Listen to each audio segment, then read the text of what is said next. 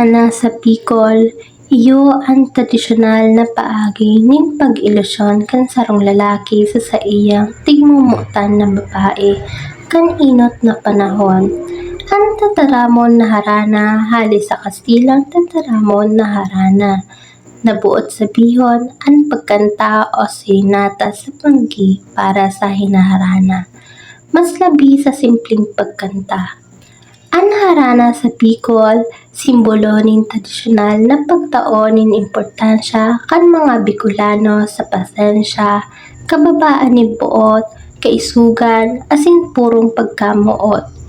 Ipinapahiling kaini ang panahon kung saan ang pagkamuot pigpapahiling ning luway-luway, may respeto asin pano ning arte, asin emosyon na pinapaagi sa pagkanta asin tugtog.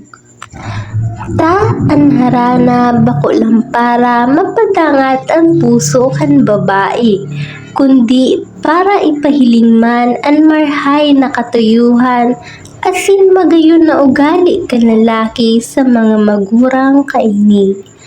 Ang mga kanta kan harana sa Bicol, perming poetiko asin emosyonal na inaarog ang pagkamuot sa mga bituon, burak, bulan, asin kagayunan kan kapalibutan. Itinatao kan para kanta ang gabos niyang pagkamuot sa lambang liriko na may paglaom na ipaabot ang sa iyang boses sa puso kan babaeng sa iyang namumutan.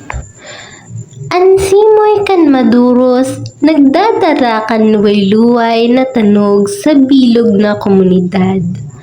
Ang magayon na tanog na dara kan mga harana, nagiging mas makulog. Sa pagmati, uli sa tuninong, nakapalibutan kan probinsya. Ang huni kan kuliglig, ang dahon na nirarapado kan doros. Sa mga oras na ini, ang harana nagiging dailang simpleng tradisyon kundi sarong malikhaon na tagpo ning emosyon, musika, asin kultura. Ang harana sa Bicol, simbolo ning panahon kung saan ang pagkamuot daing minadali. Bago pa man nagkaigwa ning cellphone asin social media, ang mga tao o lalaki nagkikibo ning malikhaon na paagi para ipaabot ang saindang pagkamuot.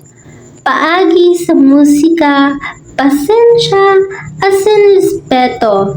Ang harana nagiging buhay na parte kan kulturang Bicolano, asin padagos na alaala ning totoo asin purong pagkamuot.